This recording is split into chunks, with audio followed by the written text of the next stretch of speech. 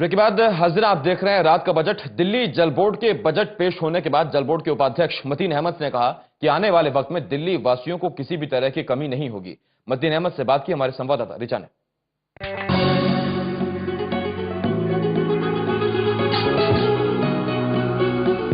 आज दिल्ली जल बोर्ड का बजट पेश हो चुका है और क्या खास है इसी बारे में बातचीत करने के लिए हमारे साथ मतीन अहमद जी मौजूद है। सर, किस तरीके से डिमांड और सप्लाई के बीच गैप देखा गया है, क्या लगता है कब तक इसको पूरा कर लिया जाएगा?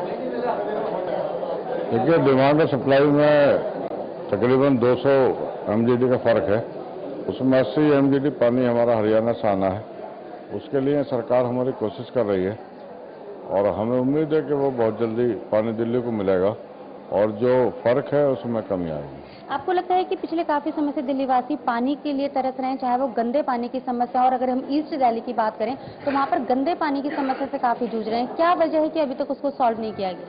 नहीं, जहाँ भी गंदे पानी की शिकायत आती है उसको सॉल्व किया जाता है, लेकिन बड़ी नैरो लाइन है, उसी में पानी की लाइन भी है और सीवर की लाइन भी है और कई लोग कनेक्शन नालियों में से लेते हैं, उसमें भी गंदा पानी आता है, लेकिन जहाँ से शिकायत आती है उसको ठीक किया जाता है। बजट में कितना बजट जो है आज पेश किया गया है, आने वाले समय में कितनी और इम्प्रूवमेंट की जाएगी, चाहे वो मुनक नहर की बात हो, क्योंकि जिस तरीके से लगातार वहाँ पर प्रॉब्लम फेस की जा रही है, कितना और इम्प्रूवमेंट की जाएगी? 3951 करोड़ का 3951 करोड़ का बजट है। तो दिल्ली में सीवर लाइनों के आज बहुत सारे वर्क अवार्ड हुए हैं, जो सीवर की प्रॉब्लम है वो दूर होगी। और एक और प्लान हमारा चल रहा है जो पल्ला पे एक बैराज बनाने का है। अगर वो बैराज बन गया तो जो फ्लड आता है उसमें पानी वहाँ इकट्ठा हो जाएगा और उसको बाद में इस्तेमाल किया जा सकता है। तो बिल्कुल माना जाए कि आने वाले समय में दिल्ली वासियों को जो गंदे पानी की समस्या है, पानी की कमी जो होती थी, उससे निजात मिलेगी। जल बोर्ड की पूरी कोशिश है कि दिल्ली के हर आदमी को पानी मिले और साफ पानी मिले, क्लियर पानी। तो बिल्कुल ये थे हमारे साथ मतीन अहमद जी, जिनका कहना है कि दिल्ली जल बोर्ड की पूरी उम्मीद है कि दिल्ली वासियों को एक साफ पानी मिले और प्रॉपर पानी मिले, ताकि उनको किसी प्रकार की कोई परेशानी ना हो। हालांकि जिस तरीके से बजट पेश किया गया है और जितनी जो तकनीक बताई गई है और जितनी इंप्रूवमेंट करने की बात की गई है, उससे उम्मीद तो यही की जा रही है कि आने वाले समय में दिल्ली वासियों को भरपूर पानी मिल पाएगा। कैमरामैन मनमोहन के साथ रिचा शर्मा, टोटल टीवी। दिल्ली जल बोर्ड के उपाध्यक्ष मतीन अहमद, उनसे बातचीत हमारी संवाददाता कर रही थी और आप देख रहे थे पूरी तरह से आश्वस्त भी नजर आ रहे हैं और आश्वासन देते भी नजर आ रहे हैं। उधर मुख्यमंत्री शीला दीक्षित भी इस बजट से उत्साहित नजर आती हैं, लेकिन बीजेपी का मानना है कि हर साल ऐसे बजट बनते हैं, बावजूद इसके दिल्लीवासी गर्मी में बूंद बूंद पानी के लिए तरसते हैं। पानी सूखने लगता है और बूंद बूंद के लोग त्राही त्राही करने लगते हैं, तब टैंकरों की संख्या बढ़ाने की बात की जाती है। ये बुद्धिमानी नहीं है। और दूसरा विषय मैं याद दिला दूं, चंद दिनों पहले ही CAG की रिपोर्ट आई है और CAG ने इनके ऊपर, अपनी शीला दीक्षित के ऊपर और दिल्ली सरकार के ऊपर टिप्पणी करते हुए कहा है कि किस प्रकार 600 करोड़ रुपए खर्च किए गए मात्र 200 MGD पानी बढ़ाने के लिए, और ये 600 करोड़ रुपए पानी में ही चला गया, ड्रेन में चला गया, और किसी तरह से भी 200 MGD जो हमें डिमांड बढ़ाना था वो दिल्ली सरकार नाकाम। यानी सियासत पानी में चले गई और पानी पर सियासत हो रही है। बीजेपी ने कह दिया है, आरोप लगा दिए हैं, उसका मतलब भी बनता है और वो इसका सियासी फायदा लेने की कोशिश भी करेगा। सिराज जी मेरे साथ है, संपादक हैं इंडिया वाटर पोर्टल के। सिराज जी, एक अहम सवाल मैं आपसे जानना चाह रहा हूं। दरअसल आज जब बजट पेश किया गया उसमें एक अहम बात की गई, उसमें कहा गया कि 2006 की गर्मी तक कोई वाटर गैप नहीं था, जितनी डिमांड थी उतना सप्लाई हम कर रहे थे, लेकिन आज ये बढ़कर 245 मिलियन गैलन पर डे यानी MGD तक पहुंच गया है। क्या वाकई में 2006 के बाद इतनी जनसंख्या बढ़ी है कि गैप होना लाजमी था, या फिर जिस तरह से जनसंख्या बढ़ रही थी ऐसा नहीं है कि एक रात में जनसंख्या बढ़ गई, उस हिसाब से प्रबंधन नहीं किया गया था, मैनेजमेंट नहीं किया गया था और उसका खामियाजा अब एक आम दिल्लीहाइट को भुगतना पड़ रहा है?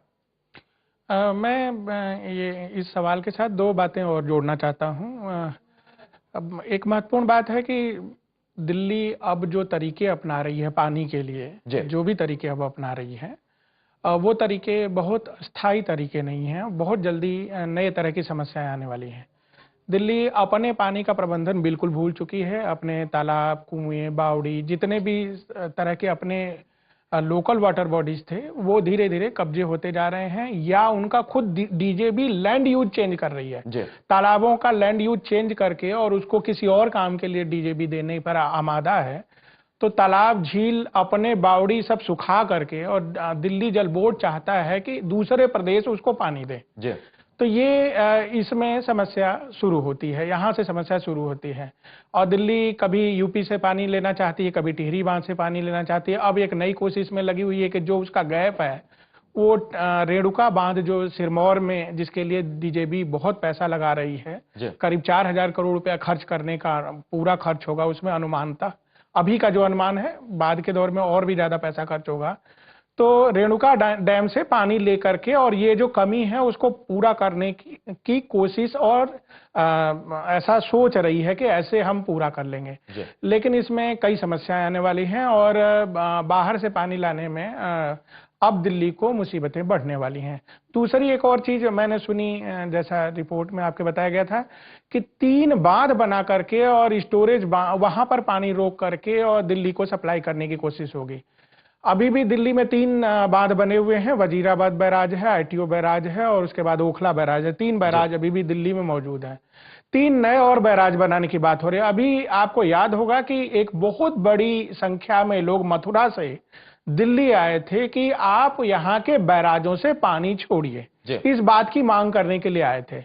और इस बात की मांग करने के लिए लोग आए हुए थे, तब उनसे यह वादा किया गया था कि इन बैराजों से ज्यादा पानी छोड़ा जाएगा और उनको उपलब्ध कराया जाएगा। अब एक तरफ तो उनसे आप वादा कर रहे हैं, दूसरी तरफ आप 3 नए और बांध बनाने की बात कर रहे हैं। तो मुझे नहीं लगता कि अब, क्योंकि ये झगड़े बढ़ेंगे, अब मथुरा के लोग, आगरा के लोग और फरीदाबाद के लोग और उससे नीचे के लोग अब यमुना में ज्यादा पानी चाहते हैं और किसी बांध को वो बर्दाश्त करने की स्थिति में नहीं है। क्योंकि मैं उस आंदोलन को देख चुका हूं और वहां के आंदोलन के लोग और वहां जो जिस तरह से अब बातें उठ रही हैं, वो अब नए बांध को किसी भी रूप में यमुना के ऊपर स्वीकार नहीं करेंगे। तीसरी एक और बात कहना चाहता हूं कि इस जो आपके आज बजट पास हुआ है उसमें दरें नहीं बढ़ाई गई हैं। ये अब कोई महत्वपूर्ण घटना नहीं रह गई है, क्योंकि अब जब चाहे तब दरें सरकार बढ़ा लेती हैं। पहले बजट के साथ बढ़ाया जाता था, ये एक अच्छी परंपरा होती थी, एक प्लानिंग और सोच के साथ दरें बढ़ाई जाती थी। अब ये जब जरूरत होती है, इनको जब लगता है कि अब पैसा बढ़ा देना चाहिए, तब ये बढ़ा लेते हैं। तो ये कोई इसमें सरकार की भलमनसाहट नहीं शामिल है। ये जो आगामी चुनाव है उसको देख करके ये दरें हो सकता है कि एक आध साल टाल करके फिर बढ़ाई जाए। ये दरें नहीं बढ़े। सिराज जी, वक्त थोड़ा कम है, माफी चाहता हूं मैं आपके पास। सुजीत जी, मैं आपके पास आ रहा हूं, आपसे जानना चाह रहा हूं, जैसा अभी सिराज जी ने एक सवाल उठाया और अहम सवाल भी है कि मथुरा के जब लोग आते हैं वो कहते हैं पानी छोड़िए, तो आप उन्हें कहते हैं कि ठीक है हम ज्यादा से ज्यादा पानी छोड़ेंगे, और हम कहते हैं कि 3 नए डैम भी बनाए जाएंगे, उसमें बजट में आज उसका जिक्र भी किया गया है। क्या लगता है, जब मुसीबत आई, ऐसा लगता है कि जब मुसीबत आई है, मथुरा के लोग आ गए हैं और अब उन्हें कैसे भी करके शांत कराना है ताकि हो हल्ला ना हो, उस वक्त कुछ आश्वासन दिए जाते हैं और विधानसभा चुनावों को देखते हुए यह भी कहा जाता है कि 3 नए बांध बनाएंगे, पानी रोकेंगे और दिल्ली वालों को पानी पिलाया जाएगा। ये जो अलग अलग चीजें हैं, ये क्या साबित कर रही है? चुनाव की तरफ इशारा है साफ साफ कि चुनावी बजट रहा। देखिए, अभी एक तरफ तो मथुरा के लोगों को सरकार आश्वासन देकर शांत करा देती है और बाद में फिर उस पर जिस तरह से वादे किए गए उस पर अमल नहीं शुरू होता, उसके लिए जो कारगर कदम उठाने चाहिए वो नहीं उठाती है।